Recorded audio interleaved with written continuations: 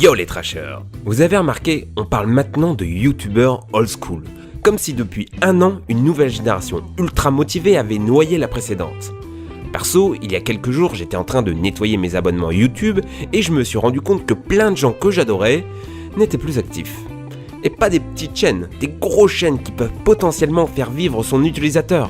C'est un peu du gâchis, mais on ne peut pas vraiment les juger. Certains se sont lassés de faire des vidéos, d'autres ont changé de vie, et quelques-uns sont morts.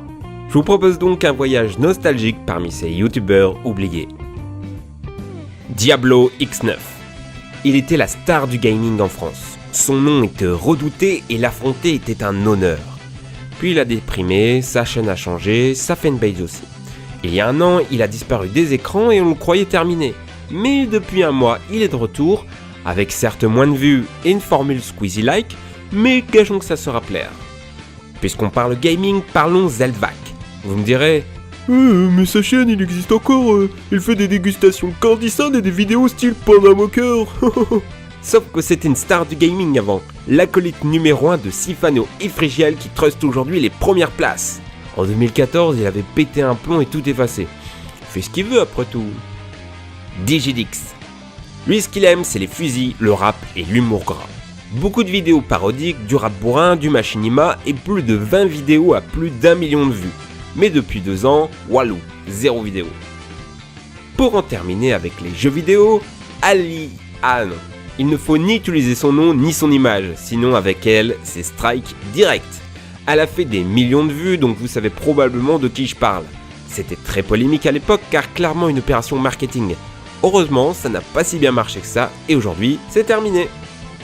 Hugo tout seul et Mister V. Il y a quelques années, ils étaient dans le quadrio des podcasteurs avec Cyprien et Norman. Ils étaient au top du game. Depuis, ils ont rejoint le Whoop et les salles de spectacle, si bien qu'en 2 ans, ils n'ont sorti que 4 vidéos sur leurs chaînes respectives. Mais ils s'éclatent, et c'est tout ce qu'on peut leur souhaiter. La ferme Jérôme. On adorait ses tranches de vie, ses critiques musicales sur MTV ou plus récemment les tutos de Camille. Depuis 2013 et Canal+, plus rien sur sa chaîne. Bon, il est encore chez Studio Bagel donc ça va. Maxime Muscat maintenant. C'était l'acolyte de Cyprien sur NRJ12. Il s'est lancé en solo jusqu'en 2013, puis passé sur Canal où sa chaîne était restée inactive. Mais là pour fin 2015, une nouvelle vidéo est plutôt cool en plus de ça. Même destin pour Jules Fou des Suricates Golden Moustache. On le connaît en tant qu'acteur, mais il a commencé avec des podcasts un peu blasés qui étaient vraiment géniaux. Depuis, il s'est épanoui dans les courts-métrages de son collectif et il est très bon là-dedans. Wonderful. Une chaîne qui avait bien démarré, 20 vidéos à 1 million de vues, des guests par milliers et Winston le chat dragueur comme mascotte. Non, c'était bien, mais depuis un an, plus rien. Asiatomic. Il est toujours là et sa dernière vidéo à 2 millions de vues le prouve. Mais pour 2015, il nous a offert que 3 vraies vidéos contre des dizaines les années auparavant. Du coup, il a un petit côté old school, mais c'est pas plus mal. Et enfin, vous l'attendez tous, le boss final des internets, Antoine Daniel. Bon, dans les faits, il n'est pas aussi inactif que ça. Sa dernière vidéo est fabuleuse et son avant-dernière est dans le top 5 des vidéos de 2015. Mais c'est quand même devenu le symbole de ces vidéastes qui ne sont plus autant impliqués que ça dans leur chaîne YouTube, lassés pour beaucoup de ce qui est devenu la communauté. Et ses fans lui en veulent vraiment, faisant parfois le harcèlement. Il faut dire qu'avec SLG, ils ont pris le créneau du vidéo commentary. Et depuis quelques temps, ils ont voulu insuffler de la fiction ambitieuse dedans. Du coup, moins de vidéos de commentary et moins de pépites du web à découvrir. Heureusement, Rire Jaune a repris le concept en le simplifiant comme il faut, ce qui laisse plus de place à SLG et Antoine Daniel pour écrire les scénarios. Voilà pour les Français. J'aurais pu parler d'anciennes stars de Dailymotion qui n'ont pas réussi leur passage sur YouTube comme l'équipe The Nerds, Monsieur Poulpe et David Morier, ou encore Mosinor et ses parodies géniales. Du coup, j'aimerais quitter le territoire et vous parler de 3 Américains. Vous imaginez bien, des gros youtubeurs oubliés là-bas, il y en a des centaines. Mais ceux dont on va parler, vous les connaissez. Ray William Johnson. Celui qui a inspiré Showzone, Antoine Daniel et SLG justement. Il est le créateur d'Equaltree et ses 10 millions d'abonnés. En 2013, il confie son job de présentateur à Robbie, puis à Marraine. Et c'est la chute. Des vues divisées par 2. Une seconde animatrice s'occupe des tops, Ça parle de sexe et de jeux vidéo et malheureusement ça ne décolle toujours pas. Du coup il fait des petits comebacks, ce qui permet à la chaîne de se maintenir.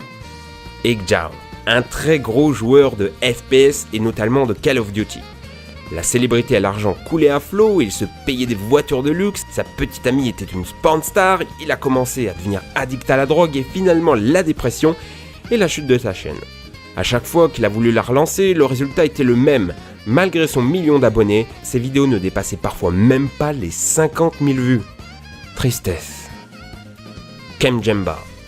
Un asiatique, des sketchs humoristiques, 3 millions d'abonnés, un des 5 youtubeurs les plus importants de 2008 et depuis 2 ans, rien n'a été posté sur sa chaîne.